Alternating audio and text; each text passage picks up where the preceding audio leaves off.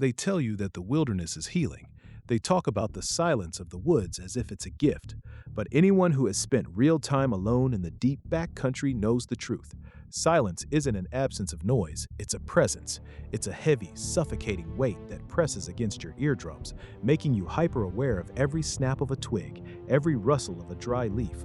I was 6 days into the Gray Ridge Loop, a solo trek through a part of the national forest that maps usually ignore.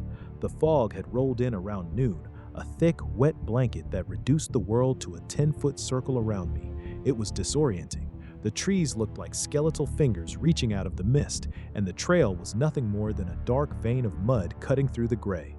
I'm an experienced hiker. I don't get spooked by shadows, but there's a specific kind of loneliness that sets in when you haven't seen another human face in a week. You start to talk to yourself. You start to hum. You do anything to prove to the silence that you still exist. I felt fine, mostly, just tired. But as the sun began to dip behind the invisible peaks, the air grew unnaturally still. Not even the birds were singing. It was just me, the mud, and the fog. I stopped to adjust the straps on my pack. My shoulders were screaming, and the dampness had seeped into my base layer. I leaned against a moss-covered boulder and took a long pull from my water bladder. That's when I looked back. The trail behind me was a mess of churned-up earth. My own prints were clear, the heavy, aggressive tread of my Vibram soles. But as my eyes followed the path back into the mist, my heart did a slow, sickening roll in my chest. Directly behind my last footprint, not more than 2 feet back, was another mark. It wasn't a boot, it was a foot, bare, impossibly long, and pressed so deep into the mud, it looked like whatever had made it weighed twice what I did. I froze. My first thought was a bear, but the shape was all wrong. It had 5 toes, a narrow heel, and a high arch. It looked human, but wrong. It was too slender, the toes too pointed. I looked further back. There they were, emerging from the fog, a second set of tracks, perfectly mirroring mine. For every step I had taken, this thing had taken one too.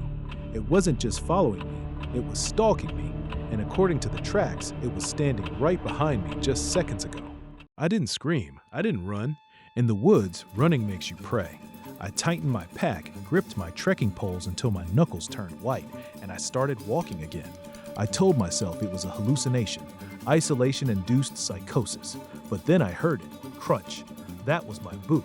Thump. That was the extra step. It was a split second behind me, a perfect rhythmic mimicry.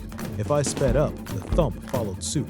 I tried a jagged, irregular pace, 2 quick steps, a long pause, then a hop.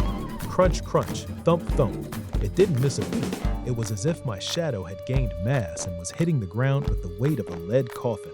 The fog felt like it was thickening, turning into a physical barrier.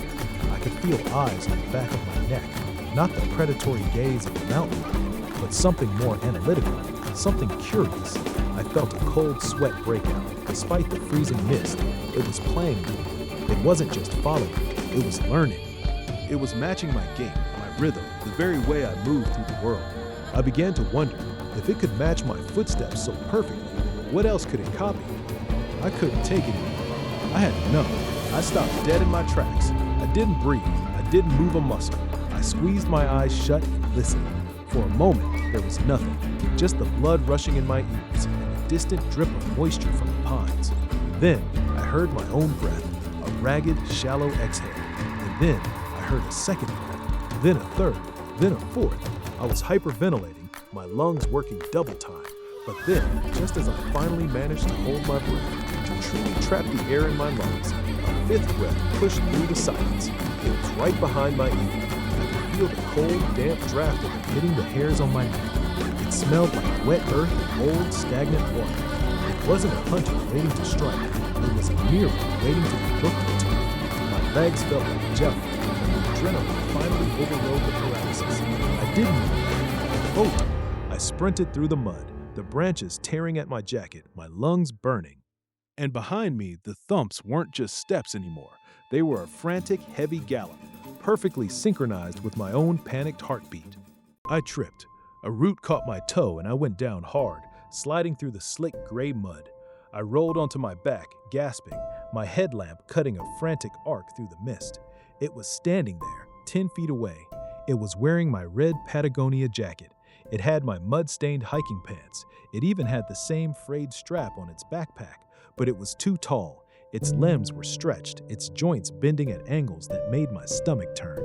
And the face, God, the face. It was like wet clay being worked by invisible hands. I watched as a nose pushed out from the flat surface. I watched as eyes, my eyes, the same shade of tired brown, flickered into existence. It looked at its hands, flexing them, watching the skin settle into the same calluses I earned over years of hiking. It looked at me. It didn't smile. It just adjusted itself. It stood up straighter. It mimicked my terrified expression with haunting precision. I realized then that it didn't want to kill me, not exactly. It just wanted to finish the trek.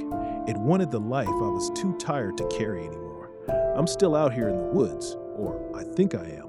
It's hard to tell when you're looking at yourself from the outside. But if you're ever hiking the Gray Ridge Loop and you hear that extra step, don't turn around, because once it sees you, it's time for it to take the lead. And I have to say, I feel much better now.